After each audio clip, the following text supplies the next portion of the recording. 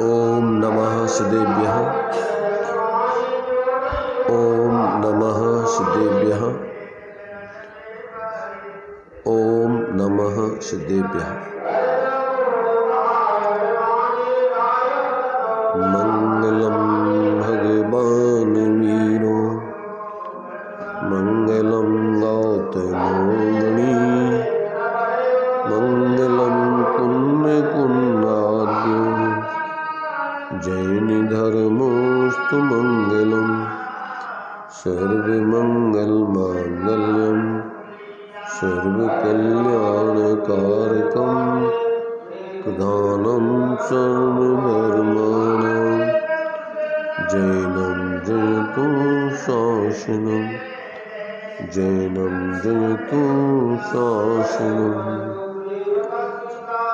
वन्दितु सर्वसिद्धि ध्रुवमचलमणोवङ्गदिं प्रत्ये मोक्षामि समय पाहुः मृण्मो सुदकेलिनीगणिनम् नमः समय साराय स्वानुभूत्या चकाशते चित्स्वभावाय भावाय सर्वभावान्तरच्छिने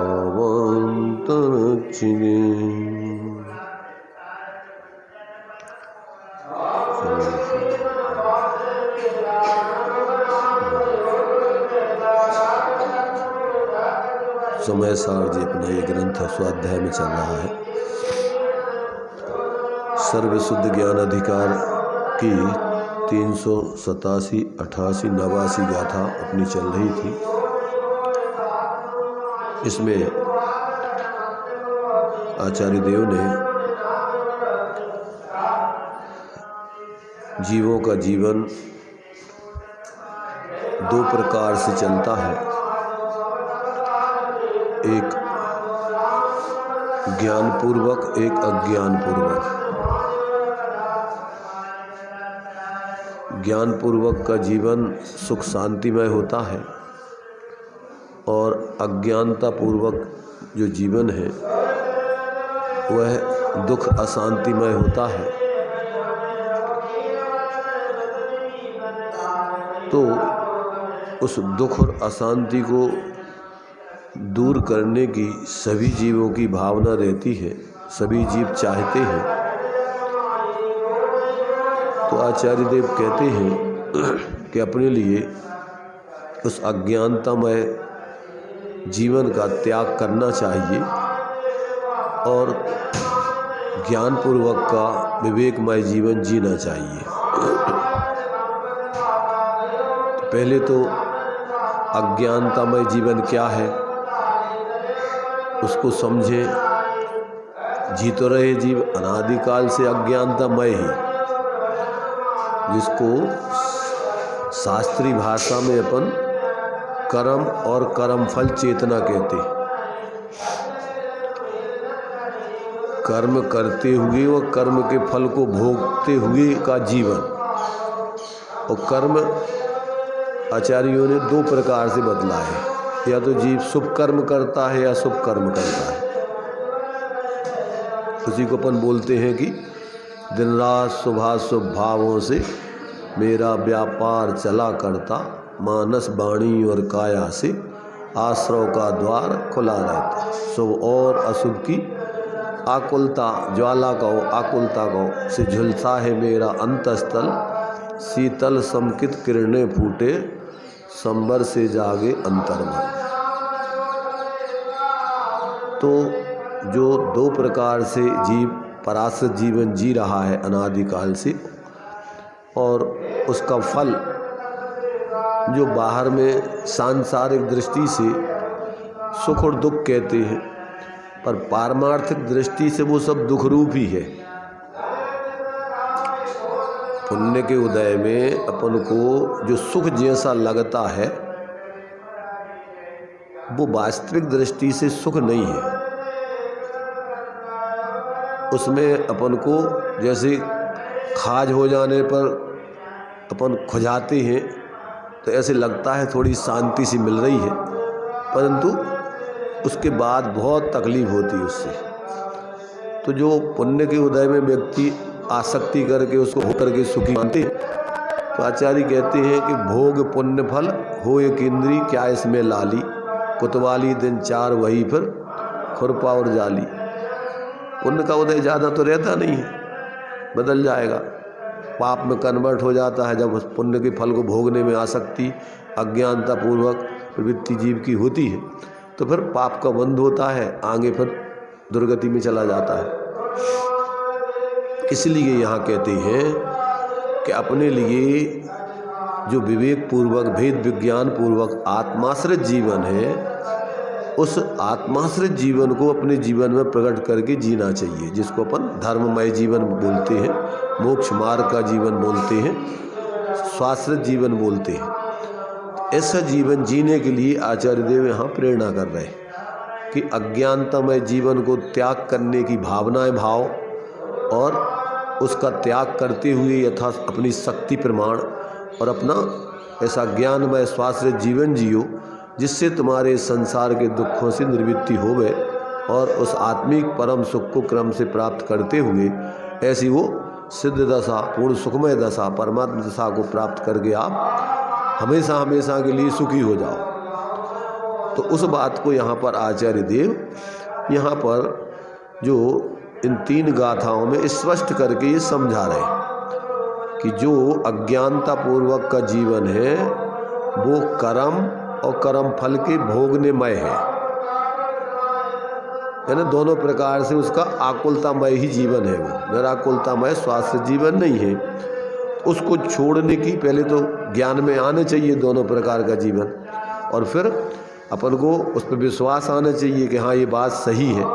तो फिर जो अपने लिए दुखमय सांसारिक जीवन है उसको त्याग करने की भावनाएं बलवती हों और सुखमय जीवन स्वास्थ्य जीवन प्रकट करने की भावनाएं बलवती हों, और फिर उसकी विधि अपना करके अपन क्रम से स्वाश्रित जीवन को अपना कर क्रम क्रम से पराश्रित जीवन का अभाव करते जाएं। देखो, जीवन व्यक्ति का एक ही जीवन है।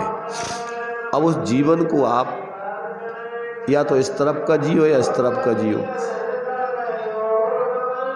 अब उसमें साधक दशा में 2 स्थितियां बनती हैं, मिश्र दशा हो जाती है। उसमें कुछ अभी पराश्रित जीवन रहता है, कुछ स्वाश्रित हो जाता है। तो वो साधक दशा संतुलन की दशा है, विवेकपूर्ण संतुलन वाली दशा है कि उसमें बराबर उसका विवेक जागृत रहता है और धीरे धीरे पराश्रय को छोड़ता जाता है और स्वाश्रय को अपने बढ़ाता जाता है। तो पराश्रय धीरे धीरे खत्म हो जाता है और पूर्ण स्वाश्रय की दशा जीवन में आ जाती है। तो ये जो है, जहाँ से भेद विज्ञान होता है, जीव को अपने यथार्थ स्वरूप का बोध होकर उसकी श्रद्धा ज्ञान लीनता, जिसको अपन मोक्ष मार्ग कहते हैं, सम्यक दर्शन ज्ञान चारित्र का मार्ग कहते हैं। जो तत्वार्थ सूत्र में पहला सूत्र है अपने लिए कि मोक्ष का मार्ग सम्यक दर्शन ज्ञान चारित्राणी मोक्ष मार्ग, शांति का मार्ग हो, मोक्ष का मार्ग हो, सुख का मार्ग हो, धर्म का मार्ग हो, उसको अपन नाम अनेक दे सकते हैं। ये जीवन प्रत्येक जीव के लिए, इसमें कोई देखो, जो लोगों ने धर्म के नाम पर अज्ञानता में संप्रदाय बनाए हैं, मोक्ष मार्ग में तो संप्रदाय का पक्ष छूट जाता है, व्यक्तियों का पक्ष छूट जाता है और यथार्थ धर्म का पक्ष आकर फिर धर्म का मार्ग एक ही है, मोक्ष का मार्ग एक ही है, कोई अलग अलग नहीं है। परंतु लोगों ने उस यथार्थ मार्ग को न समझकर और अज्ञानता में अनेक अनेक संप्रदायों में अपने अपने धर्म की कल्पना कर रखी है। उसमें तो धर्म है नहीं, भ्रम है उसमें। तो धर्म तो एकमात्र जो अपने लिए मोक्ष का मार्ग है, भगवान जिनेंद्र ने बताया है, वो ही मार्ग है, जब तक जीव उसको नहीं समझता है। और भगवान जिनेंद्र कोई जाति पाति वाले भगवान नहीं है कि जी जैनों के भगवान है और अजैनों के भगवान नहीं है, ये तो लोगों की कल्पना है। यानी प्रत्येक जीव जब सत्य को समझ करके स्वाश्रय के मार्ग पर चलता है तो प्रत्येक जीव ऐसी उस सुख की दशा को, पूर्ण परमात्मा दशा को प्राप्त कर लेता है और वही सब भगवान कहलाते हैं। ऐसा कोई भगवान कहीं ऐसा एक बैठा नहीं है कि जो व्यवस्था बना रहा हो। तो अनंत भगवान हो चुके और क्रम क्रम से अभी भी हो रहे हैं, आगे होते रहेंगे। ये मार्ग तो अनादि अनंत है। तो ये अपन को यहाँ पर जो है आचार्य ऐसे पक्षातिक्रांत संप्रदायातीत ऐसे उस धर्म को बताकर और अपने लिए सच्चे धर्मात्मा बनने की प्रेरणा देते हैं। क्यों? क्योंकि समूषण में कोई जाति पाति वाला धर्म, सांप्रदायिकता वाला धर्म नहीं चलता है। वहाँ सभी जीवों के लिए एक मत से वही उपदेश दिया जाता है जो सब जीवों के लिए हितकारी है, कल्याणकारी है। तो इसलिए जितने भी ज्ञानी होते हैं तो उन्होंने सब जीवों को निष्पय हो मोक्ष मार्ग का उपदेश दिया है। उसमें किसी जाति संप्रदाय विशेष ये आदि उसमें कोई भेद नहीं है। तो अब वही बात यहाँ पर अपने लिए बताई जा रही है कि प्रत्येक जीव अज्ञान दशा में अपने यथार्थ स्वरूप को भूलकर और मोह के मार्ग में जीता रहता है। मोक्ष का मार्ग और मोह का मार्ग, दो मार्ग है, तीसरा मार्ग नहीं है कोई। कितने मार्ग हैं? एक है मोक्ष का मार्ग और एक है मोह का मार्ग।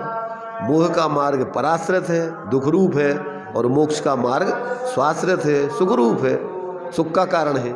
तो अब ये जब तक जीव को ऐसे यथार्थ माने सच्चे मोक्ष मार्ग का बोध नहीं होता तब तक वो क्या है कि उस मोह का अभाव करते हुए और वीतराग विज्ञानता पूर्वक स्वाश्रय से अपनी प्रवृत्ति नहीं कर पाता और वो निरंतर कल्पनाओं में मिथ्या पराश्रित कार्यों में ही लगा रहता है और बल्कि धर्मांधता में धर्म के नाम पर सामान्य व्यक्तियों से भी ज़्यादा कसाय करने लगता है। जिसके जीवन में सांप्रदायिक बुद्धि आ जाती है, हमाओ धर्म तुम्हाओ धर्म, तो फिर इसमें क्या होता है कि इसमें अपने धर्म को सब श्रेष्ठ बताते हैं और दूसरे के धर्म को गलत बताते हैं, झूठा बताते हैं। उस धर्म को मानने वाले गलत और हमारे धर्म को मानने वाले सही। तो ऐसा मान करके फिर एक दूसरे के लोगों में बहुत आपस में बैर विरोध रख करके तीव्र कसाय करते हैं और उससे प्रत्येक व्यक्ति का जो सांप्रदायिक बुद्धि धारण कर लेता है उनका ही कल्याण होता है। थोड़े समय का जीवन है, यहाँ आपको थोड़ा पुण्य का उदय होगा, आपकी चल जाएगी। बाद में तीव्र कसाय करके यदि प्रवृत्ति करोगे तो पाप का बंध होगा, दुर्गति के पात्र होंगे। वहाँ कोई व्यवस्था ही नहीं है, फिर दुर्गति में चले जाएंगे, नरक आदि में, त्रियंश गति में, तो वहाँ तो कोई नेतागिरी चलती नहीं। इसलिए यहाँ तो अपन को निष्पक्ष होकर के भगवान जनेन्द्र ने जो सब जीवों के लिए मोक्ष का मार्ग, शांति का मार्ग, यथार्थता का मार्ग बताया, उस बात को आचार्य यहाँ समझाते हैं।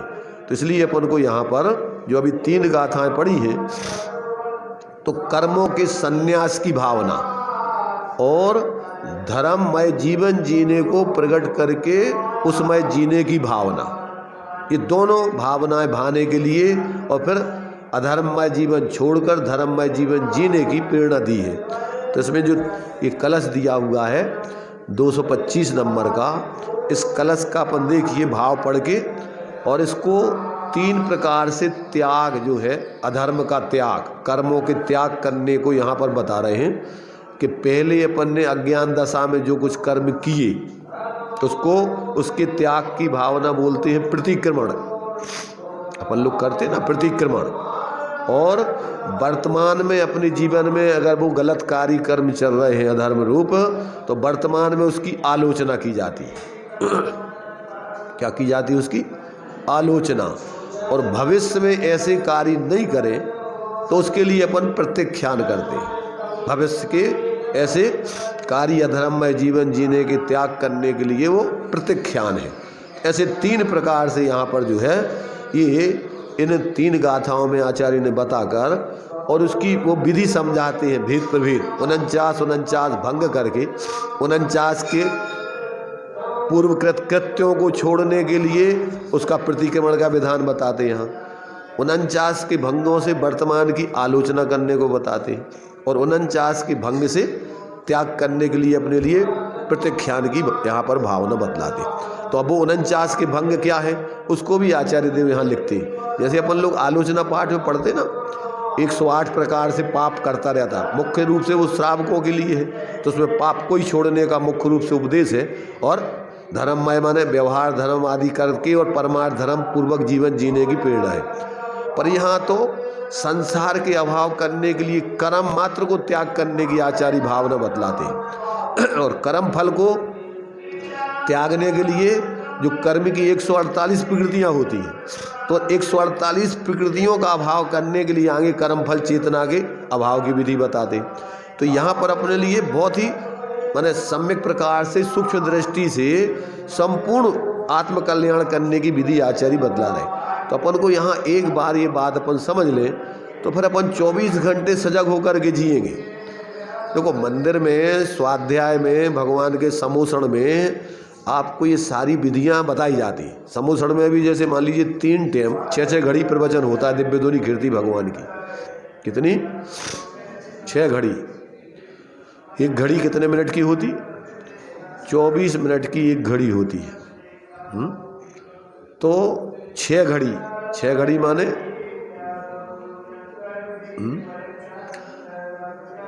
2 घंटे 24 मिनट। कितने होते हैं? 2 घंटे 24 मिनट। और 3 टाइम दिव्य ध्वनि कीर्ति है कम से कम। एक आचार्य, अन्नवाचार्यों का मत है कि रात्रि में भी कीर्ति बीच में 4 टाइम का बताते विधान। और वैसे तो 3 टाइम का तो मुख्य है ही। और अगर कोई विशेष महापुरुष आ जाए तो असमय में भी दिव्य ध्वनि खिलने लगती है उस विशेष महापुरुष के भाग्य से, और बाकी जीव जो है वो सुनते ही हैं फिर। तो मतलब वहाँ पर जीवों को, और सभी जीव वहाँ समोषण में तो 12 सभाएँ होती है, तो ज़्यादा सभाएँ तो देवों की हैं, उनके भेद प्रभेद बहुत हैं। मनुष्यों की कितनी सभाएँ हैं?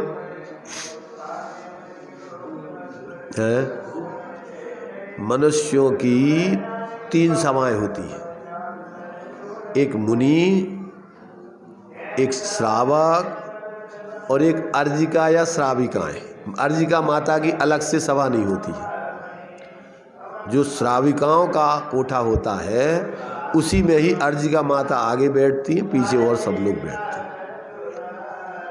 तो क्या है? 3 तो मनुष्यों के हैं और 1 त्रियंचों का है, और 8 कोठा जो है किसके होते हैं? देवगति के जीवों के होते हैं। देव देवांगनाएं, तो चतुर्विध निकाय की देव देवांगनाएं वहाँ पर। अब वो सारे जीवों के लिए, क्योंकि सबका स्वरूप जीवों का एक ऐसा है, तो सबके लिए दिव्य ध्वनि में वही बात बताई जाती है। और उसी दिव्य ध्वनि में से अपन को ये जिनवाणी आई है। मूल ग्रंथ कर्तारा सर्वज्ञ देवा, तदुत्तर ग्रंथ कर्तारा गणधर देवा, प्रति गणधर देवा, तेसाम वचनानुसार, उन्हीं के वचनों के अनुसार आगे के वक्ता लोग, आचार्य आदि उसका निरूपण करते रहते। तो अब ये अपन को ये बात निष्पक्ष हो गई, अगर एक बात समझ लें तो फिर अपन किसी प्रकार के प्रपंचों में ना उलझ कर जहाँ भी रहेंगे। अब त्रियंश है, असंख्यात तो त्रियंश, तो इधर जो है 2.5 द्वीप के बाहर जो और द्वीप है, और अंत में जो समुद्र है स्वयंभू लवण समुद्र, असंख्यातों त्रियंश धर्मात्मा सम्यक दृष्टि और पंचम गुणस्थानवर्ती तक है। वो क्या कर रहे हैं वहाँ? भाई धर्म की साधना आत्माश्रित है। बाहर की परिस्थितियां अपन को जो कुछ भी निमित्त है नहीं मिल रहा है वहाँ। मान लो उपदेश नहीं मिल रहा, वहाँ तो 2.5 द्वीप से बाहर तो मनुष्य जा ही नहीं सकते। देवादिक कदाचित जा सकते, वहाँ पर संबोधन आदि भी कर सकते हैं। तो वहाँ भी, पर जो पूर्व संस्कार बसात पहले अज्ञान दशा में जीवों ने त्रियंश आयु बांध ली और बाद में उनको तत्व ज्ञान हो गया अथवा सम्यक भी हो गया, तो ये बाहर के जो असंख्यात द्वीप हैं उन द्वीपों में जघन्य भोग भूमि है, और वहाँ जघन्य भोग भूमियों में असंख्यातों तो छायक सम्यक दृष्टि त्रियंश है। कितने? असंख्यात। कैसे? छायक सम्यक दृष्टि। छायक सम्यक दृष्टि ज़्यादा से ज़्यादा 4थे भाव में चला जाता है। अगर उन्होंने पहले मनुष्य पर्याय अथवा त्रियंश पर्याय की आयु बांध ली और बाद में छायक सम्यक प्राप्त किया केवली शुद्ध केवली के पादमूल में, तो वो कहाँ जाएगा? वो भोग भूमि का मनुष्य त्रियंश बनेगा। क्योंकि अब आयु बांध ली है तो आयु में से जन्म तो लेना पड़ता है। जो आयु बन जाए तो आयु का फिर क्या है कि अभाव नहीं हो सकता है, परिवर्तन नहीं हो सकता है। तो जो जीव अज्ञान दशा में पहले त्रियंश मनुष्य आयु बांध लेते हैं और फिर छायक सम्यक्त भी कर लेते हैं केवली सुत केवली के पादमूल में, तो वो कहाँ जाएंगे?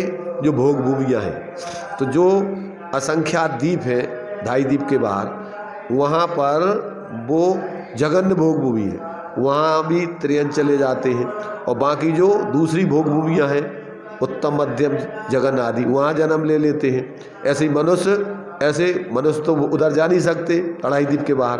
तो यहाँ जो पंचमेरु संबंधी जो वहाँ पर जो भोग भूमियाँ हैं, वहाँ पर जो है वो छायक सम्यक दृष्टि जघन्य भोग भूमि, मध्यम भोग भूमि, उत्तम भोग भूमि आदि में जन्म ले लेते हैं। अब चूँकि उनको एक भाव यहाँ से, एक भाव वहाँ का, एक भाव पर वहाँ से नियम से भोग भूमि के जीव देवगति में जाते हैं। सम्यक दृष्टि पहले दूसरे स्वर्ग में और मिथ्या दृष्टि मर करके भवनत्रक में। तो वहाँ से स्वर्ग जाएंगे, वहाँ से मनुष्य बनेंगे और मनुष्य बन करके फिर वो मोक्ष जाएंगे। तो छायक सम्यक दृष्टि या तो उसी भाव से या तीसरे भाव से या चौथे भाव से।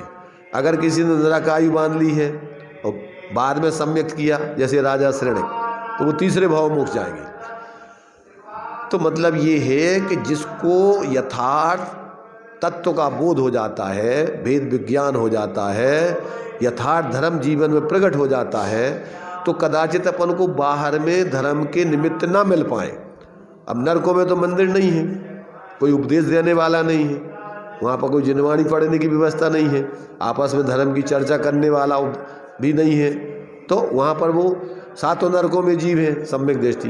तो वो कहाँ से पैदा हुए, कैसे बने? वो पूर्व के संस्कार बसात जो वो तत्व ज्ञान सुन के गए थे और पहले उन्होंने सुना तो था, जीवन में अपनाया नहीं, अपने हटाग्रह दुराग्रह को नहीं छोड़ा, पापों को नहीं छोड़ा, लड़ने झगड़ने को नहीं छोड़ा, अति संक्लेश भाव से जीते रहे। तो कहाँ जाएंगे? अति संक्लेश भाव से जियो, तो पहले जियो और मरो फिर उसी भाव से, तो कहाँ जाओगे? नरक में जाओगे। इसलिए जिन जीवों के लिए धर्म का बोध हो जाता है, देखो इसमें जिम्मेदारी दूसरे व्यक्ति को बदलने की नहीं है, समझ रहे ना? अगर सामने वाला तीव्र कसाई है और अपन बदल करके चाह रहे कि भैया अपन अब क्षमा मांग ले, वो कि अब अपन जो आपस में प्रेम से रहे, तो ये जरूरी नहीं है कि तुम उसको प्रेम से जिला सको। जैसे मान लीजिए पार्श्वनाथ का और कमठ का जीव था। अब पार्श्वनाथ का जीव तो बहुत प्रयत्न करता रहा कि भैया सुधर जाएं, और वे उल्टे जाते रहे।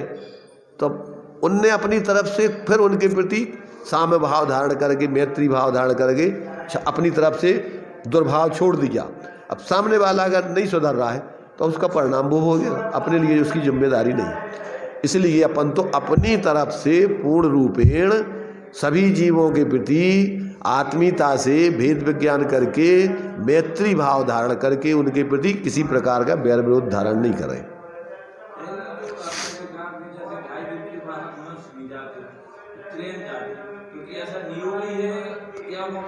नहीं, प्रकृति, ये तो प्रकृति की व्यवस्था, सैद्धांतिक व्यवस्था है, वहाँ पर मनुष्य नहीं जा सकते। मनुष्य 2.5 द्वीप में ही रहता है, इससे बाहर जाने की व्यवस्था नहीं है।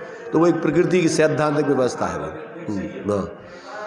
तो मतलब ये है, देखो यहाँ यदि अपन सच्चे धर्मात्मा बनकर धर्मात्माओं का सानिध्य आदि करते हैं तो आगे जाकर के भी ऐसे ही लोगों का सानिध्य मिलता है। आपस में फिर वहाँ भी धर्म चर्चा आदि स्वर्ग आदि में जाता है, तो वहाँ पर भी परस्पर धर्म चर्चा आदि करके धर्म में जीवन व्यतीत करता है, समूषण आदि में जाता है। यदि अपन यहाँ पर आपस में एक दूसरे के बैर विरोध रखते हैं और लड़ते झगड़ते रहते हैं, तो अब दोनों ऐसी जगह पर जाएंगे, पाप के उदय में दुर्गति के पात्र होंगे, पर वहाँ पर एक दूसरे की हानि पहुँचाएंगे। अब हम पढ़ते 6 डाला में कि सिंहाधिक सैनी हुए क्रूर, निबल पशु हति खाए भूर,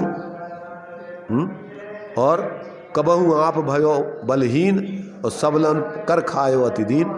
तो यदि अपन ताकतवर बन गए तो कमजोर, अच्छा वो ताकतवर कौन बनेगा, कमजोर कौन बनेगा? जिसने यहाँ पर पुण्य के उदय में ताकतवर बन करके दूसरे को सताया, अब वो बेचारा डरता रहा, मंद कसाय करता रहा, मंद कसाय में जिया और ये तीव्र कसाय में जिया, तो वो बन जाएगा ताकतवर और ये बन जाएगा कमजोर। तब क्या होगा? तब भी तुम्हारे लिए जो है उधर उधर तुम्हारे संग वही स्थिति बनेगी। तो ये अगर आपने देखो धर्मात्माओं का संग किया है और यदि आपने कदाचित धर्ममय जीवन नहीं जिया, पाप का जीवन भी जिया है और अंदर से धर्मात्माओं से तुम जुड़े रहे, तो वो धर्मात्मा तुम्हें वहां जाकर के भी संबोधन कर सकते हैं। सुना होगा आप लोगों ने कि सीता का जीव मान लीजिए जाकर के नरकों में भी अपने जो भी पहले परिचित रहे तो उनको संबोधन करते हैं। और भी अपन देखते हैं कि अगर पूर्व में कदाचित अपना कोई साथी रहा है और तुम एक धर्मात्मा रहा है तो वो देख करके भैया ये अब जा करके अब सुलट जाएं, ऐसा उनको संबोधन आदि करने के लिए परस्पर चले जाते हैं।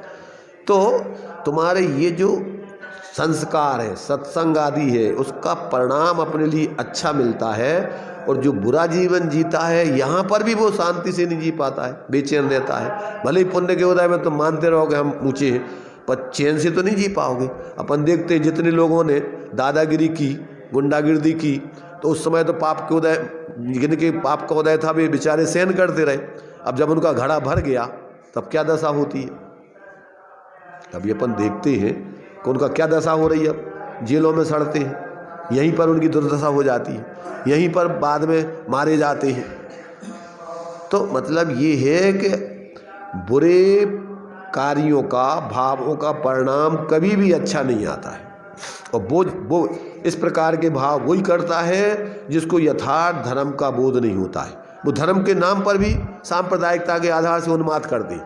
अपन देखते वर्तमान में सामूहिक रूप में कितने कितने बड़े बड़े पाप होते हैं धर्म के नाम पर। क्यों? कि बहुत समूह रहता है तो उसमें लोग सोचते हैं कि अब तो अपन ताकतवर हैं, अब जो कुछ करना है कर दो, आगे लगा देते हैं, इतनी बड़ी बड़ी संपत्तियां नष्ट कर देते हैं, आदमियों को जला देते हैं, मार डालते हैं। पर अब वो कब तक चलेगा? जब तक तुम्हारी पुण्य का उदय है तब तक चल जाएगी, और जैसे ही तुम्हारा घड़ा भर जाएगा तो फिर कोई बचाने वाला नहीं मिलने वाला। इसलिए विवेकी व्यक्ति किसी भी हालत में अपने जीवन में अनर्गल प्रवर्तन सोच अपने जीवन में रखते ही नहीं है। वो तो उसका जीवन स्वयं बढ़िया ज्ञानपूर्वक जीता है और सभी जीवों के लिए जितना बन सकता है उनका सहयोग आदि करके, उनके प्रति आत्मीयता रख करके उनका हित ही सोचता है। अब सामने वाला यदि मान लीजिए उसकी होनहार खोटी है और वो नहीं सुधरता है तो उसके लिए अपन को आचार्यों ने बताया कि माध्यस्थ भावम विपरीत वृत्तम, और भावना यही भाव कि भैया इसका भी कल्याण हो, सब जीवों का कल्याण हो। तो मतलब ये है कि जब अपन धर्म का स्वरूप समझ लेते हैं तो अपन क्षुद्र विचारों में परस्पर में एक दूसरे के प्रति इस प्रकार के बैर विरोध आदि न रख करके प्रेम से जीते हैं, सबके प्रति आत्मीयता रखते हैं, सबका हित चाहते हैं और अपन अपना भी स्वाश्रय से ऐसा मोक्ष मार्ग को अपना करके क्रम क्रम से शक्ति प्रमाण अपनी जो है अंदर में वितरागता को बढ़ाते हैं और पराश्रय भावों का अभाव करके और उन आकुलतामय जीवन को छोड़ते जाते हैं। तो यहाँ पर अपने लिए वो तीन प्रकार से जो जीव अनादिकाल से अज्ञान दशा में कर्म और कर्म फल चेतना में जीता आया है, अज्ञानतामय जीवन जीता आया है, उसका ज्ञान करा करके उसकी त्याग की भावना और अपने स्वाश्रित जीवन जीने के लिए भावना और यथाशक्ति उसकी प्रवृत्ति करने की। तो इसमें देखिए ये 225 नंबर का जो कलश है उस कलश को पढ़ के, और इसमें 9 कोटि से जो अपन बोलते हैं मन वचन काय और कृत कार्य अनुमोदना, पाप पुण्य आदि दोनों जो है 9 प्रकार से होते हैं। पाप भी इसी प्रकार से होते हैं, पुण्य भी। अब चूंकि यहाँ तो अपन को कर्म मात्र त्याग करने की भावना है, इसलिए सब कर्मों को त्याग करने की भावना और अंदर से स्वाश्रित जीवन जीने की भावना का आचार्य उपदेश देते हैं। देखो इसको हम पढ़ते हैं, पहले आप लोग भी उसको पढ़ सकते हैं, पुस्तकें जहाँ हो। कृतिकारितानुमनिनैस्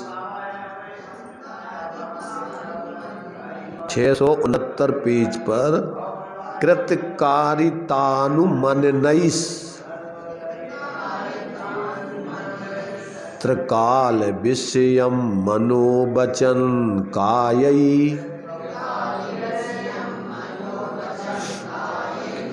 परिहृत्य कर्म सर्वम परमं नैष्कर्म्यमवलम्बे।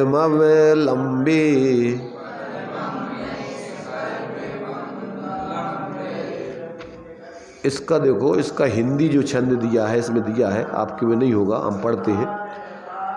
अब उसका देखो, हम पढ़ते हैं, उसका अर्थ आपको सरल समझ में, जो अभी पढ़ी संस्कृत, उसका हिंदी पद्यानुवाद है।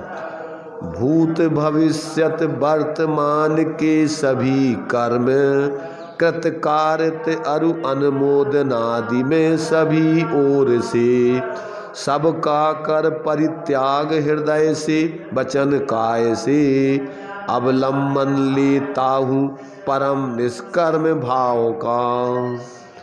देखो इसका हिंदी अपन जो इसमें दिया है ग्रंथ में, उसको पढ़ते हैं।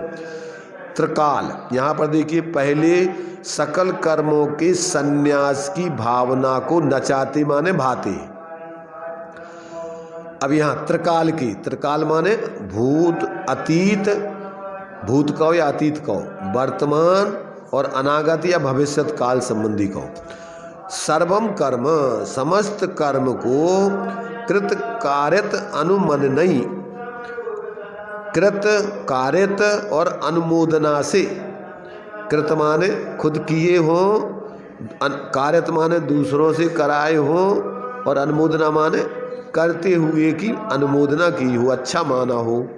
और मन वचन कायई, मन वचन काय से परिहृत्य त्याग करके परमम नैष्कर्म्यम अवलंबे, मैं परम नैष्कर्म का यानी उत्कृष्ट निष्कर्म अवस्था का, निष्कर्म माने अपने आत्मा की जो विभाव अवस्था है उसका, उससे रहित ऐसी अपनी जो है स्वाश्रित दशा का, ऐसी नैष्कर्म अवस्था का अवलंबन करता हूँ। अवलंबन करता हूँ अर्थात उस मैं जीवन जीता हूँ। इस प्रकार समस्त कर्मों का त्याग करने वाला ज्ञानी प्रतिज्ञा करता है। अगर संसार का भाव करना है तो संसार के कार्यों का अपन को त्याग करना होगा, जो संसार के कारण है। तो ऐसे संपूर्ण कर्म जो संसार बंधन के कारण है उसके त्याग करने की यहाँ अपन को भावना है। अब क्योंकि प्रवर्तन में देखो, एक तो होता है अपने लिए पूर्ण निर्दोष होने की भावना। अब जब अपन जीवन में प्रवृत्ति करते हैं तो जब तक पूर्ण निर्दोष नहीं हो जाते हैं तब तक कम से कम दोष करते हुए और निर्दोषता का मार्ग अपनाते हैं। मैंने ऐसा सोचो, अपन पहले तो अपन बाजार में गए तो अपन सोचते हैं कि अपन को बिल्कुल ताज़ी अच्छी बढ़िया सुंदर सब्जी चाहिए। अब मान लो ताज़ी सब्जी नहीं आई, कोरोना काल चल रहा है और कोई परिस्थिति चल रही है, कुछ लगा हुआ है, अब उसमें बाजार में अपन को बासी सब्जी है, तो अब क्या करना? अब उसी में से अपन को कम से कम खराब हो तो छांटो उसको कि भैया ही में से अपन खराब में से अच्छी लेना। अब उसको भी अच्छी कहेंगे कि भैया चलो जा ठीक है, पर है तो वो एक दृष्टि से अपन को खराब है।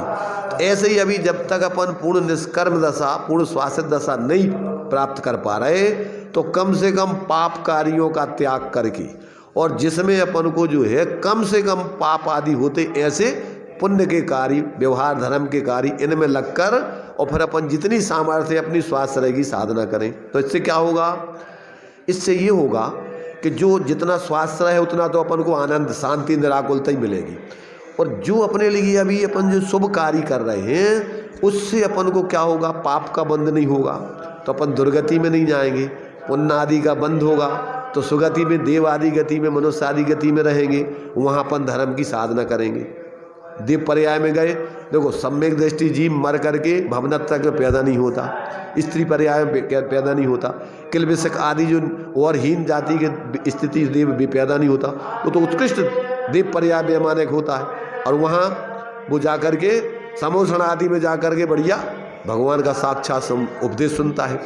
अभी द्रव्य संग्रह जी पढ़ रहे थे तो उसमें दिया कि जो इस प्रकार धर्म की आराधना करते हुए स्वर्ग आदि में जाते हैं और वहाँ से सीधे फिर उनको वो संस्कार रहते हैं, तो वहाँ जैसे पैदा होते हैं अंतर्मुख में उठ के देखते हैं जहाँ पंच मेरु आदि में भगवान साक्षात समोषण भी विदेश क्षेत्रों में तो सदा भी स्थित होकर कम से कम रहते ही हैं, वहाँ जा कर के देखते हैं वो वहाँ भगवान के सानिध्य में समुद्र पहुँचे। देखो ये जो अपन ने शास्त्रों में पहले पढ़े थे, भगवान अनंत का स्वरूप तीर्थंकर भगवान का समोषण, ये देखो वो साक्षात समोषण अपन ने आज देखा। वहाँ भेदाभेद रत्नत्रय के आराधक ये गणधर आदि संत जो अपन ने शास्त्रों में पढ़े थे, देखो ये बढ़िया आराधना कर रहे। तो वहाँ जाकर पर बढ़िया वो जो है धर्म की आराधना करता। अब देवों में नींद मींद तो आती नहीं है, और धंधा पानी नौकरी चाकरी करना नहीं है, और मोड़ी मोड़ों की कछु व्यवस्था है नहीं है, तो संभाले बाल बच्चे कछु है नहीं है, वो तो क्या है, भूख लगती है, कंठ में से अमृत झड़ जाता है, जितने सागर की आयु है उतने 1000 वर्ष तक के लिए इच्छा ही नहीं होती भूख की। ऐसा पुण्य का उदय, उस शरीर ऐसा मिला है कि उनको इस शरीर संबंधी उस संबंधी कोई उनको तकलीफ होती नहीं।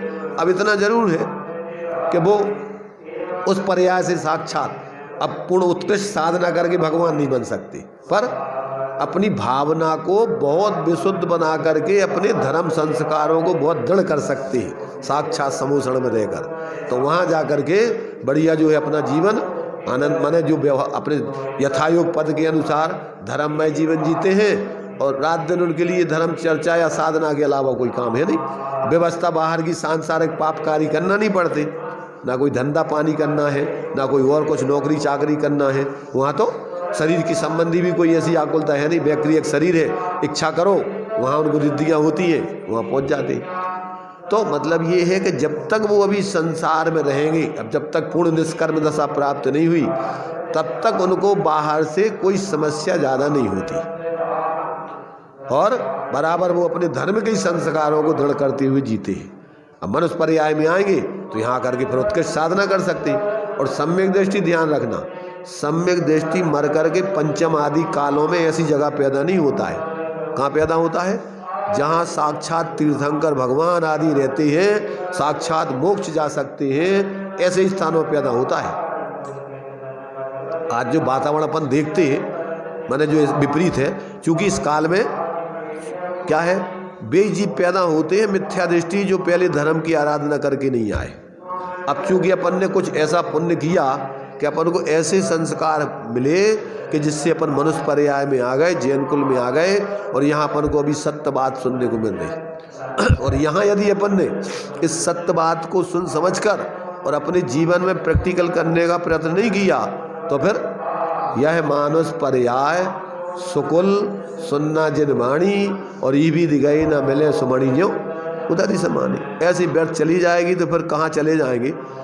माने जैसे समुद्र में रत्न फेंक दो और फिर ढूंढो तो मिलना मुश्किल है। तो ऐसे ही 4 गति 84 लाख योनियों के इस भयंकर संसार समुद्र में अपन कहाँ पैदा हो जाएंगे, कोई ढूंढ पाएगा?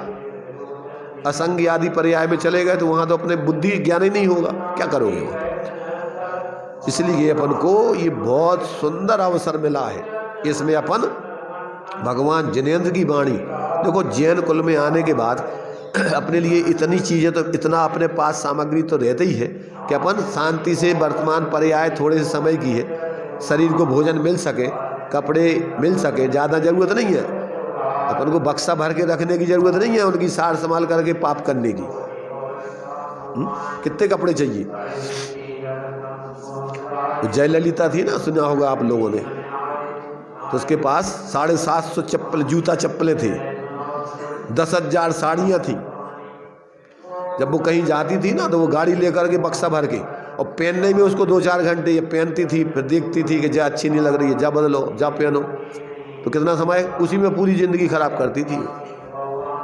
ज़्यादा पुण्य का उदय हो और व्यक्ति दुर्बुद्धि हो तो उस पुण्य के उदय में भी उसको बड़ी परेशानी है, रात दिन टेंशन के अलावा कुछ नहीं है।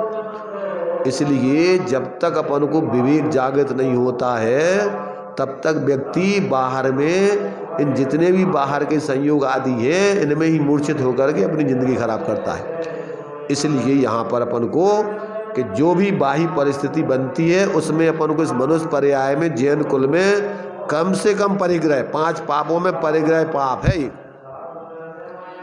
हिंसा, झूठ, चोरी, कुशील, इसको तो सब पाप मान लेते हैं, पर परिग्रह को क्या मानते हैं? परिग्रह को तो ऐसा मानते बहुत अच्छा, उसको श्रेष्ठ मानते। परिग्रह जितना परिग्रहधारी होगा उसको अपन बहुत अच्छा मानते। ये अपनी उल्टी बुद्धि है, सम्यक बुद्धि नहीं है। जो वास्तव में सच्चे तत्व को जान करके जीते हैं वे तो चाहते नहीं कि हमको नहीं चाहिए। अब 6 खंड के अधिपति अभी वर्तमान काल के 3 तीर्थंकर चक्रवर्ती थे, उनके पास क्या नहीं था। और ऐसा देखो क्या होता है, कभी कभी अपन को ऐसा कहते हैं ना, कहावत है कि दूर के ढोल सुहावने। दूर के ढोल सुहावने का क्या अर्थ होता है? दूर के ढोल सुहावने का क्या अर्थ होता है? मुहावरा है ये।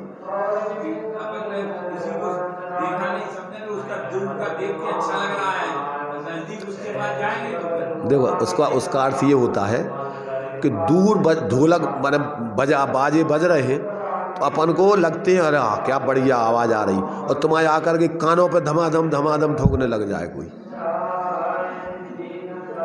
तो क्या होगा कि भैया हमारे कान फोड़ने डाल रहा है, तुम रहने दो हमें नहीं दो। अब उससे अकबकाई होने लगे। तो अपन को जिनको परिग्रह गाड़ियाँ घोड़े ये वो दिखते हैं, अरे भैया इनका जीवन, अब उनके पास जाके देखो आत्महत्या करते हैं लोग ज़्यादातर, कितने परेशान हैं वे।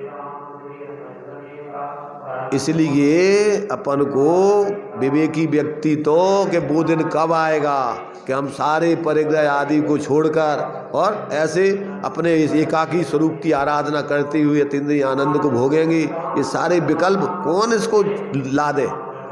इसलिए ज्ञानी जीव तो एकमात्र अपने स्वरूप की आराधना के अलावा कुछ नहीं चाहते। और उनकी जब तक ये प्रकृति की व्यवस्था देखो, ऐसे जीवों के लिए वो संसार में रहते हैं तो सर्वोत्कृष्ट पद मिलते हैं। तीर्थंकर, चक्रवर्ती, कामदेव, कौन मिथ्या दृष्टि बनते क्या? इंद्र, बड़े बड़े पद, सर्वार्थ सिद्धि के देव, ऊपर के जो 2 तुम्हारे से 9 ग्रीवे खेवे तो 1-2 भवतारी होते। तो जब तक संसार में वो व्यक्ति रहता है सम्यक दृष्टि, उसके लिए क्या है? सर्वोत्कृष्ट पद मिलते हैं संसार के। अब चूंकि क्या है, उसको भेद विज्ञान रहता है तो उसमें मूर्छित नहीं होता है वो, और वो अपनी विशेष वैराग्य भावना भाग करके वैराग्य में और अपनी आत्माराधना करता है, उसमें उलझता नहीं है। तो ये जो है अपन को यहाँ पर ये जो अनादिकाल से जीव अज्ञान दशा में कर्म करता रहा है, अब उस कर्म का अभाव करके धर्म करने की भावना और प्रवृत्ति करने की प्रेरणा दो।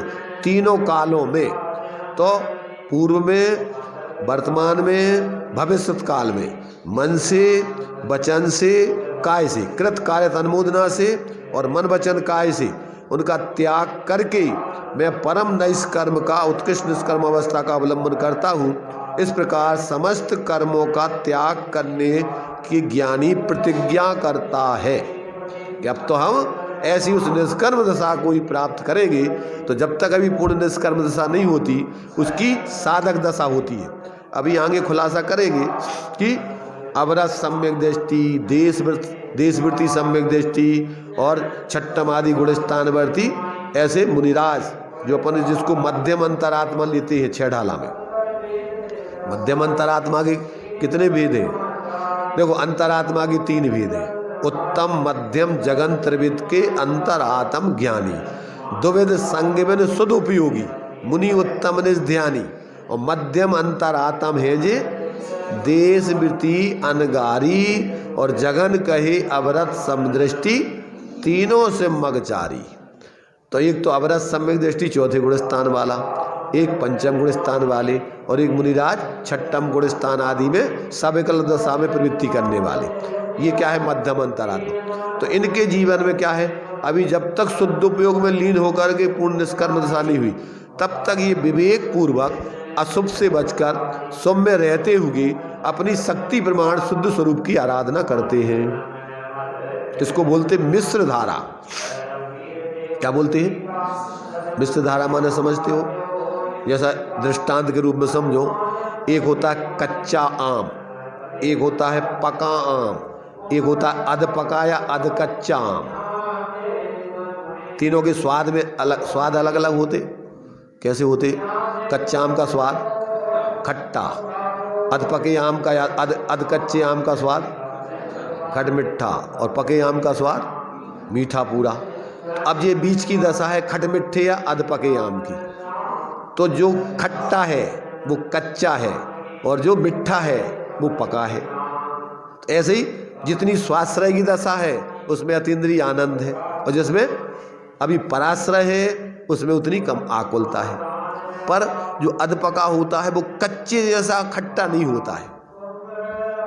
क्या कहा? जो अधपका आम होगा तो जैसा कच्चा खट्टा होता है वैसा वो खट्टा होता है क्या? नहीं होता। ऐसे उसकी बाहर प्रवृत्ति भी मिथ्या दृष्टि जैसी नहीं होती। सम्यक दृष्टि की प्रवृत्ति थोड़ी बीच में जो होती है वो पापों से बचकर, माने उस जाति के कार्य तो करेंगे नहीं जिसमें अनंतानुबंधी और मिथ्यातादि के कार्य होते साथ। हाँ, जो साधना के साथ जो कार्य हो सकते हैं उस प्रकार की प्रवृत्ति उसकी चलती है। तो ये अपन को यहाँ पर अब 3 प्रकार से जो अतीत, अनागत और वर्तमान और भविष्य काल संबंधी जो अपने लिए प्रतिक्रमण, प्रतिख्यान और आलोचना के जो विधि तुम्हारे 49 के भंग हैं, अब उसका एक एक का खुलासा है। इसमें देखिए अभी हमने हिंदी छंद पढ़ा, इसके लिए इसका हिंदी पद्यानुवाद बनारसी दास जी ने भी नाटक समय सार में किया है। कलश टीका का हिंदी पद्यानुवाद कलश टीका नाटक समय सार भी लिखा गया है। उसमें जो छंद लिखा अभी जो अपन ने संस्कृत पढ़ा ना, तो उसका जो है देखिए हम हिंदी उसका नाटक समय सार का भी छंद पढ़ के सुनाते। अपन देखें अपने जीवन में इस प्रकार की भावना होती है क्या? तो इसमें दिया इन्होंने, ज्ञानवंत अपनी कथा कहे आप सो आप, मैं मिथ्यात दशा विषे कीने बहुविध पाप। कौन कह रहे आइए? जिसको वेद ज्ञान हो गया तो अब अपनी कहानी वो स्वयं कहता है। क्या कहता है? ज्ञानवंत बन जाने पर अपनी कथा कहे आप सो आप। किसको सुना रहा हो? अपने कोई स्वयं कोई संबोधन करता है।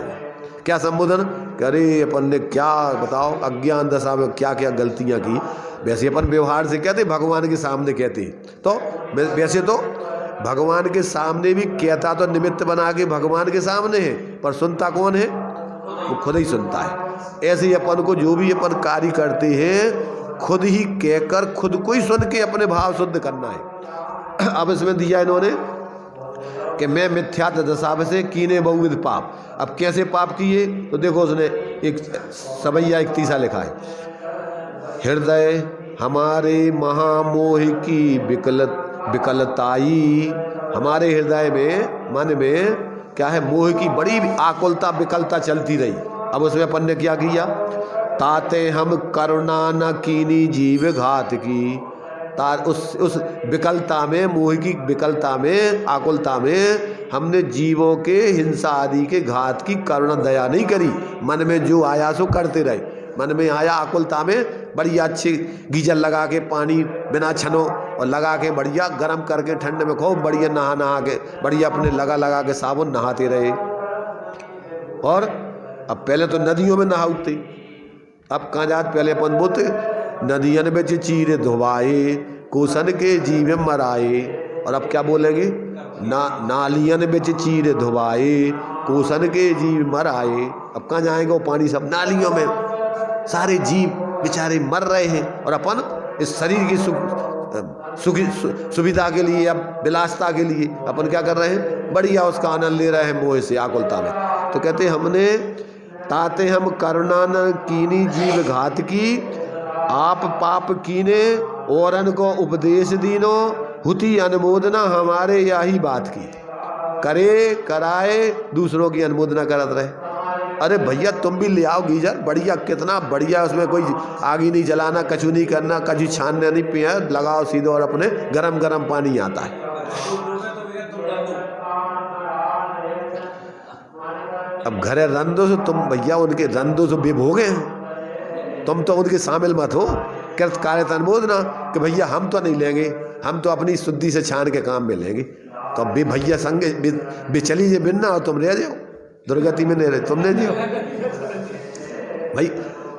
रावण को समझाओ, अब भी नहीं माने तो कहाँ गए भाई? भैया कहाँ गए?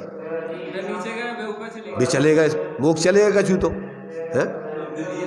कौन कौन गए? इंद्रजीत अरु कुंभकर्ण ते बंदो भव सागर तरण, तो वे तो मोक्ष चले गए भैया, बेटा मोक्ष चलेगा कछु। और उनकी पत्नियां जो समझाती वे स्वर्ग आदि चली गई, अब मोक्ष नहीं जा सका तो, परंतु वे कहाँ गए भैया? भैया नरक में चले गए। तो अब जो करेगा तो भोगेगा, अपन को की चिंता का करने, पर अपन को नहीं करने अनुमोदना। तुम नहीं मानो तुम जानो, हम आओ तुम आओ साथ धर्म के संयोग में है, पाप के गलत काम के संयोग में नहीं है।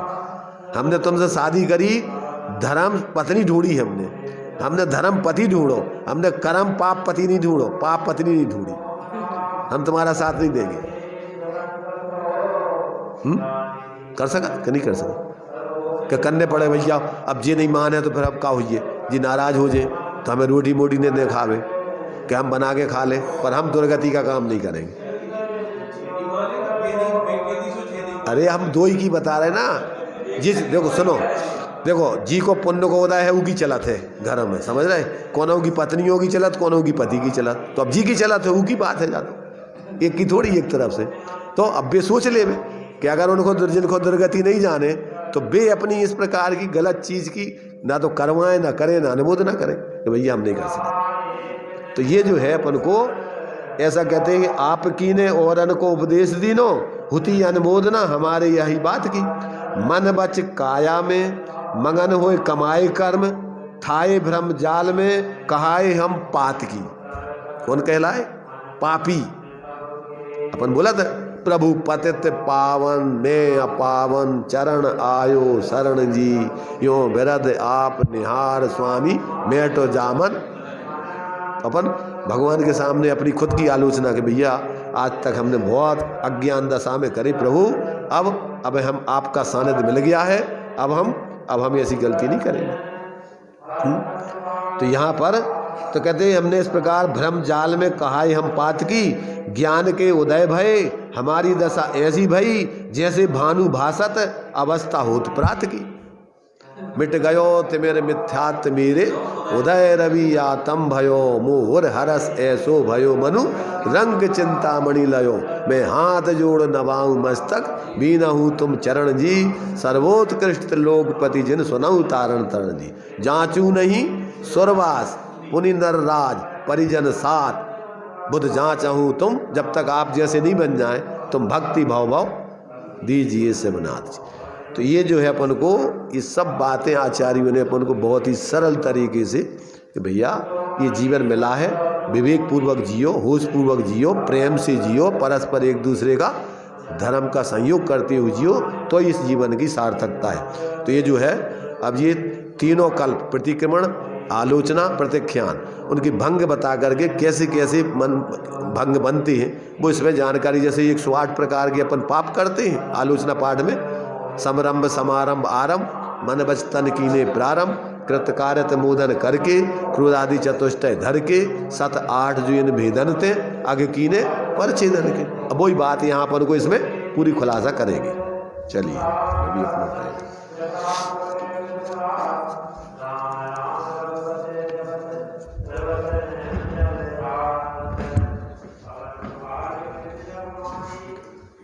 मोह को छीण कर नाहि उद्देश्य है, मोह ने ही रुलाया चतुर गति मुझे।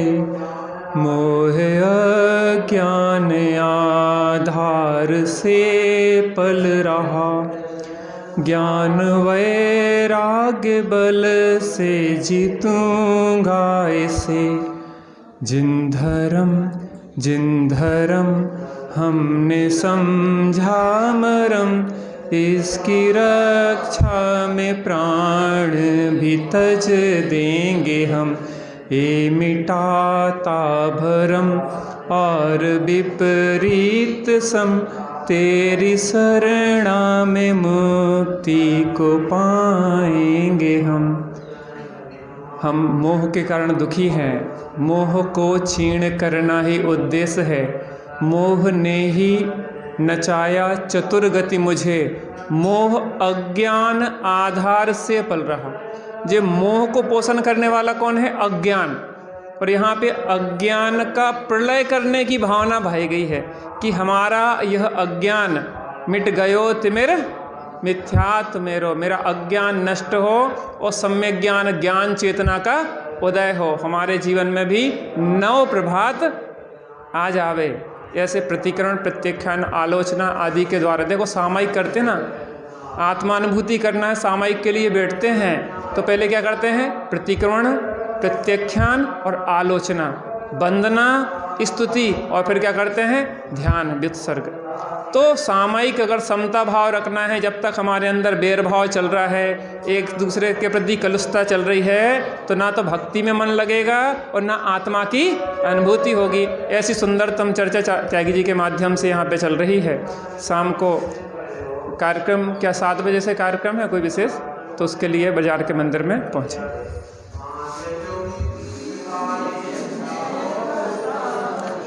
यह अनंत उपकार है उसके लिए जिन वाणी माँ को वंदना 7 बार, उसके लिए जिन वाणी माँ को वंदना 7 बार।